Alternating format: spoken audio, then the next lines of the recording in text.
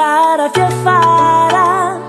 tsisy hoe resintsony anaty raky bolanay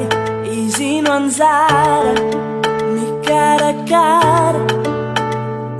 azo antoka sureny aveniranay izy no miady